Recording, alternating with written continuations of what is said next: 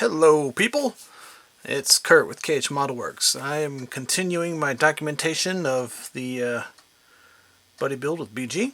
We are building the Monogram 1978 Corvette. So I have finished the fine masking. What do you mean fine masking? Okay, so the car I'm building has a thin almond pinstripe all the way around the car, so I had to mask it all off all the way around the car. So between these two pieces of tape, there's an area that part's going to be brown, and then I'm going to spray the rest brown from the bottom, and then when I peel off all the tape, there should be a nice little pinstripe, a nice almond pinstripe all the way around the car. So I had to mask the parts to remain almond, right? Then there's a gap where it's going to be brown, so it's not just a hard line. It'll be like a tiny brown pinstripe above the almond pinstripe, and the rest from above here and above will be tan. It'll make more sense when I show you, but this was a heck of a lot of work. You do not have any idea how hard this was. Anyway, alright, so I'm going to mask off, do the coarse masking to mask the rest of the body and paint. Okay. So here's the completed masking. I used Tamiya tape along the top, then I filled in most of it with blue tape, right? There's no sense in wasting all the Tamiya tape just for fill-ins, but Tamiya tape's really important where you need a good line and for it to be flexible. Then I also masked the hood because this little area is going to be brown also. So no sense in waiting, I might as well get painting. Alright. Okay, so how did it turn out? Well, this side, the driver's side, looks pretty good. Got the stripe right there like I wanted it to. Work away around. There's some blowouts need to work on. Some overspray blowouts. This side got kind of messed up. The stripe. Oh, it's kind of hard to see with all this glare. Let me see. Yeah, you see how the stripe kind of fades away here, like it got pinched, and well, there's all these overspray blowouts here. So I got some work to do to touch this up, but I'm pretty happy with how it came out. I wish it could have come out a little bit better, but hey, I never tried this before. And alright people, I'm in I'm holding the camera in my hands right now, alright? It's because I had recorded a segment with the mount, and I thought I recorded it, but I was talking and the camera wasn't recording, and then I hit the button to stop, and then it filmed me working, but it was all like out of frame and blurry. So, what's going on here? Alright, so this spot, I sanded this spot because fortunately the footage is forever lost. This spot right here, this area, had the line was kind of janky. I had touched it with a brush, and then had to touch up the tan, and it just didn't look right. The rest of the body looks okay, but that spot just looked really bad. So I've sanded it back, and I'm going to remask and repaint just that little area. And sanding along the stripe. Well, see, the stripe isn't perfect. Still some jaggies, and it's not quite perfect, but it looks, it's okay. And on the other side of the car, I did a little bit of sanding of the stripe, and it cleaned up some of the jagged edges, and so I'm gonna just keep going with it. So yeah, so I'll mask it and I'll show you how I did it. Okay, so I want to show you the process for masking really thin, tiny stripes like this. Okay, so first thing you need is to either get you some really narrow masking tape. Alright, so you can get you some really narrow masking tape and widths down to like 0.7 millimeter or even maybe more, right?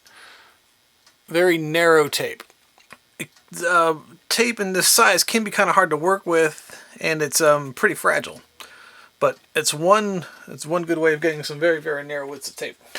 The other thing you can do is you can get you an Infini Cutting Mat. I know these are available at Sprue Brothers Models, and they're probably available in other places. So this mat, this is for cutting straight lines, and goes down as narrow as 0.4 millimeters. So that's what I used on this to get this stripe on the Corvette. So what I had to do was I had to put a line of 0.4 millimeter here, then put another one right next to it, then another one on top of it, and then peel off the one in the middle so I could get the brown stripe in the middle of the tan. It was a lot of work. We're going to have to do some of that, but I won't have to be winging it because I've got a guide here. So let me show you. Alright, so I cut this with a scalpel. I guess you could use an X-Acto knife, but a scalpel is even thinner and sharper and more precise. So here, let's see. Then you take your Tamiya masking tape and you lay it down the length of the mat, right? So then we'll go through. Okay, so I'm trying to do this, so hopefully my big head doesn't get in the frame. And so that's, blade has to be nice and sharp too. Remember that. So I'm going to cut a long piece. Okay. All right. Peel it up here at the edge. Oh, it's out of frame. All right. I'm peeling it up using the blade to peel it. Okay. So now a very, very narrow piece of tape. Don't say it's a thin piece of tape, because thinness is from the sticky side to the top of the tape. That's how thick the tape is, right? Or thinness. So this is a narrow piece of tape as opposed to a wide piece of tape. That's one of those things that drives me crazy. Just got to be precise. So let's see if I can do this on in frame. All right. So since I want to paint the stripe again, I'm going to lay a piece of tape along here, and then cut it, and then put another piece of tape along the top of the stripe. So I'm going to try to do this in frame. Oh, you know what? I probably need my magnifiers. Or you might need magnifiers to see. All right, zoomed in as far as it's going to go. All right, there. Keep it in focus for you. Okay.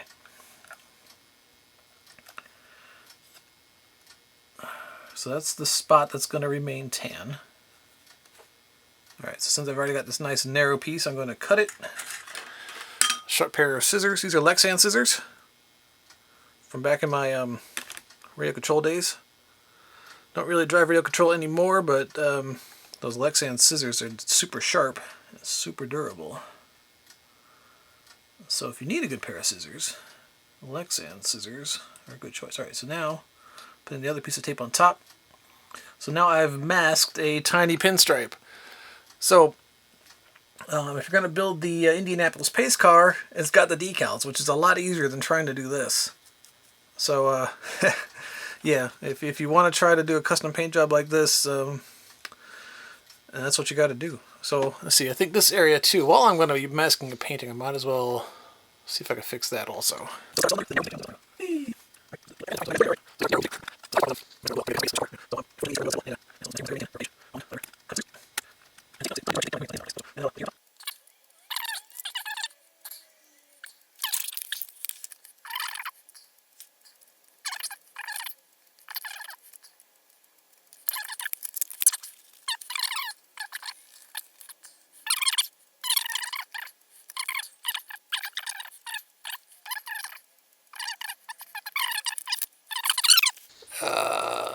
Alright, so I'll go over next to this with wider pieces of tape, and then mask as much as I think I need to prevent getting overspray on the rest of the model, and give it a spray. So since I've already done the hard part, I might as well just keep going and actually paint this. Alright, thanks for watching. Okay, so here's what I end up with the masking. So, yeah, see? This tiny section and this tiny section will be painted. The rest of the car has been masked. I used a piece of newspaper to do, so I didn't have to cover the whole thing with tape. But I really made sure I burnished down the edges. And okay, so I was recording and having fun, yapping, and wasn't recording. That's really kind of unfortunate. So anyway, I'm unwrapping the gift. I was talking a lot of nonsense too. It was pretty funny stuff, but lost the ether. So let's see how this section came out. Oh yeah, and I ended up using Mr. Color Rapid Thinner because I think with metallics sometimes it's a little bit better to get, I don't remember the exact explanation, but understanding it works better with rapid thinner. So, okay, so it's still not perfect. Well, it looks a heck of a lot better. Alright, so I'm going to let this set, and then I've got to decide if I want to do chrome trim, which I think the real car had, but then like the 81s, the 80 through 82 Corvettes had black trim, which looked, I think, a lot better with this color paint. So I got to think about that. And then if I do that, that's going to be a heck of a lot of masking to mask all this and paint it black. So I got to think that over. But alright. Alright, so the body has been touched up and it's the best I can get it. So I am going to clear coat it. And I'm going to use the same clear coat from the same company, paintscratch.com, to clear coat the body. So I'll do that soon. And then I'm also working on, let's see, here's the windshield. So I'm going to do, to me, a clear blue across the top here. And then once that's dry, I'm going to paint the rest of the windows, like the rear window and then the T-tops, with Tamiya smoke to make it look a little bit more like window glass instead of just a clear part. Because even a car without tinted windows still has a little bit of tint, and it's not like this perfectly clear screen, in my opinion. And I got to put the engine back in. The engine fell out of the chassis, and then I'm going to work on the wheels. So I had a sort of a happy accident with the wheels. What I did was I couldn't figure out a good way to mask the center, so I used liquid mask.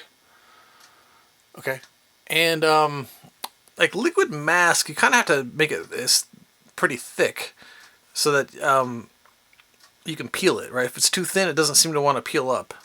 And then so I put on too thin a coat, and I really couldn't peel it, so I had to go through. The only thing I could think of was to use like a Q-tip and some like rubbing alcohol. Try to smear it and clean it. Oh, there's a piece of a rocket. That's a launch lug for a rocket that was stuck to a piece of tape. Okay, so then smear it and clean it up like this. And then when I did that, it actually made the wheel a little bit like a faded tarnished aluminum, which is what the real car looks like. So I'd still need to go through and scratch the paint off the center, the hubcap, right? This part, because that part's silver. So I have to work on that, and then I'm going to do the wheels and tires, and I don't have them handy, but I'm going to try to use the larger, fatter rear tires and see how that works. So I got a lot of work ahead of me. Okay, so real quick note here. I'm working on the wheels and tires. I was going to use the Fireball Model Works tires. Or see how these are nice and wide.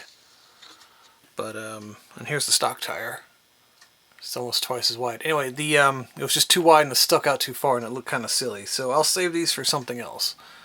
I'm using the stock tires, which fit real well, but the problem is when you put the wheel and tire together, the wheel back doesn't sit flush with the back of the wheel. Or if you push the wheel back flush, then the wheel sticks out, right? This looks silly because it looks like in real life a car like that would have the tire would be unmounted. So to make it fit right, what I had to do was sand the heck out of the pin there. I was, taking it and rubbing it onto a piece of sandpaper on my workbench. But you have to be careful doing that because then you might make it so it's hard to keep it even. So if it gets uneven, I use the file to square it up. So just wanted to make that quick note in case you're working on this. Now you know. Hey, so I'm back. And let's see, since the last time we talked, I got the wheels and tires all done. I wanted to put on white letter tire decals.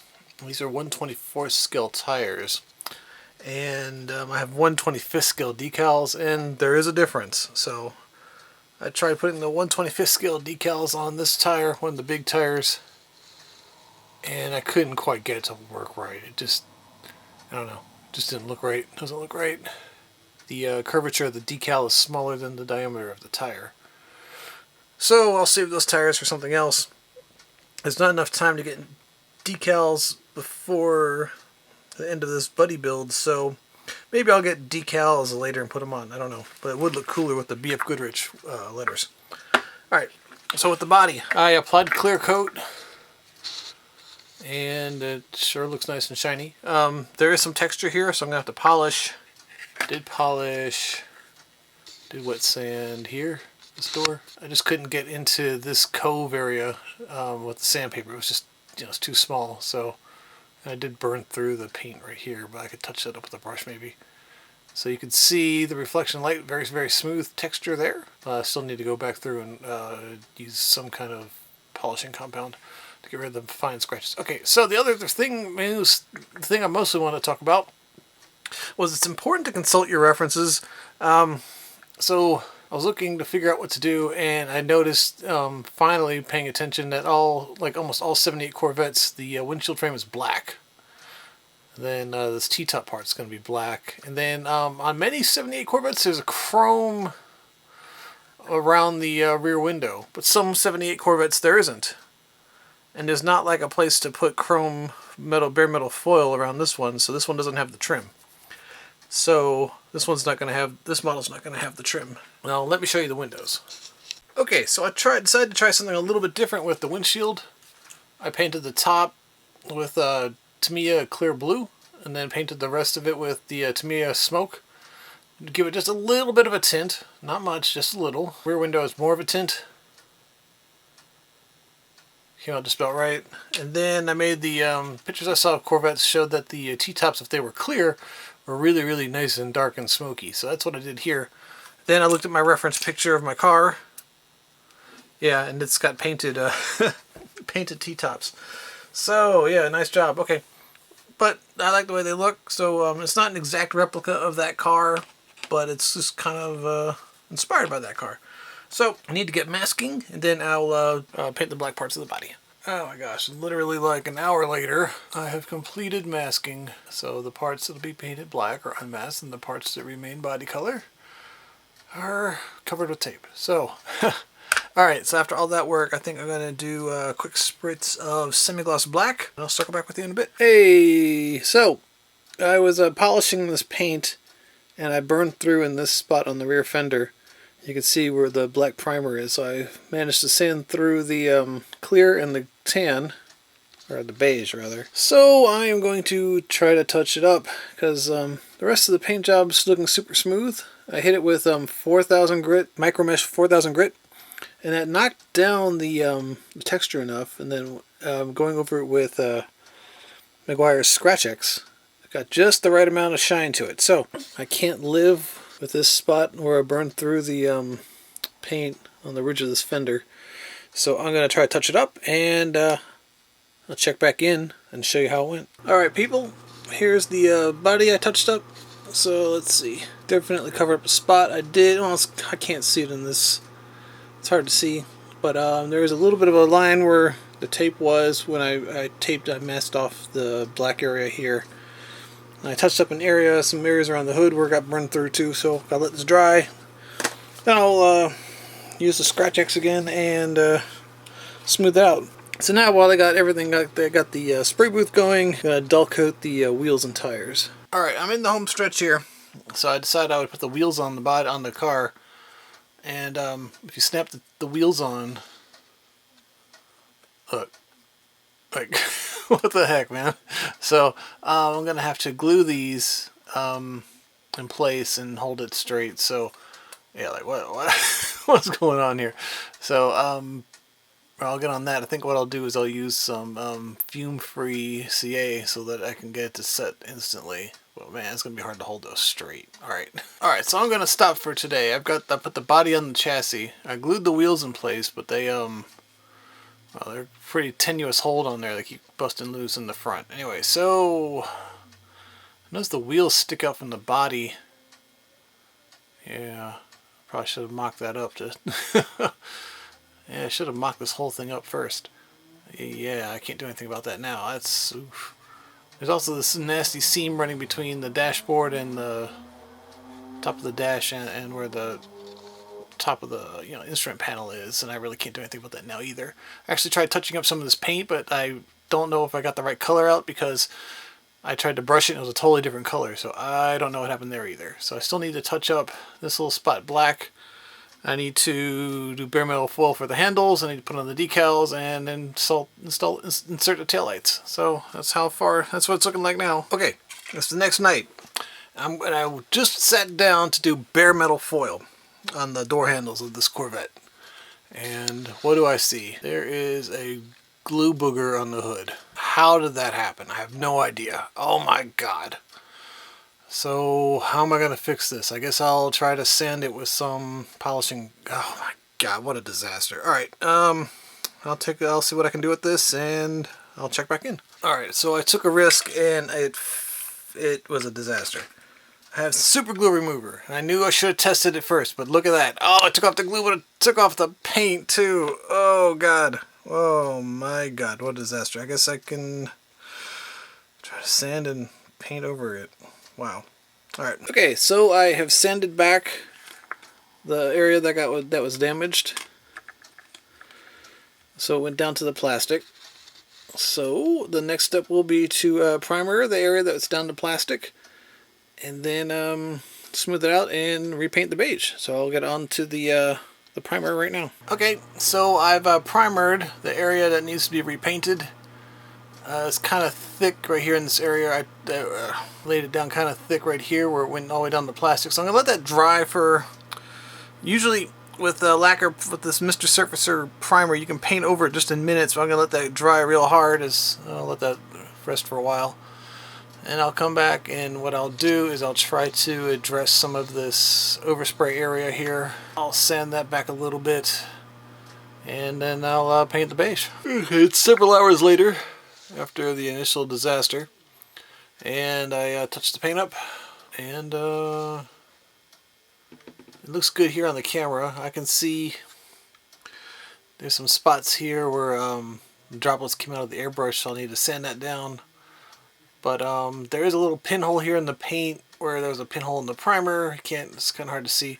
I can see it. Maybe you can't. But so I'll let this dry, and when it's good and dry, I'll see what I have to do with it. Then I'll clear coat it, and then carry on. It is October 31st. It's the deadline for the KH Model Works and BG 1978 Corvette Buddy build. I'm almost there. So yesterday I recovered with put the clear on the hood and on the affected area. Now you can sort of see an area where I didn't get the paint level up to the level of the paint, so there's an impression in the paint there. I probably could have goobered more primer in there, but oh well. But unless you're in the right light, you almost can't notice it. See, I got the windows in place. So what I'm going to do next is I'm going to put in the exhaust. Once that's set and cured, I've got to put in the mirrors. I put a pin in the mirrors, so I need to figure out where to put it and drill a hole and stick the mirror in. I still got to put on the air cleaner and the decals. So it's only noon, and the way I see it with a deadline for a model build is that as long as it's the day somewhere in the world, you're still on time. So I still got some time. Alright. The exhaust is in place, so I'm going to let the glue set. The thing, well, I guess more careful test fitting would have shown, but the way it sits, the exhaust pipes don't meet the exhaust manifold, so... Alright. Okay, another thing to install are these trim pieces that go on the lower body. So these were painted with the lower body color, and then I put a piece of chrome bare metal foil along the top, because I couldn't find a good clear picture of this area, but it looks like that's what it looks like in the pictures I have, so that's what I'll do. Okay, so everything is installed. The last thing I just put on was the air cleaner. The mirrors are in place. On this side, I drilled a hole, but the mirror actually, the tip of the mirror went over the door, so that way it would be impossible to open the door. So I had to drill another hole and scoot it back a little, but fortunately the mirror covers the first hole. So, alright, I'm going to let all this dry and then I'll apply the decals. Okay, the decals are on, everything's in place, and this model is finished. Stick around for my next video, which will be the final reveal.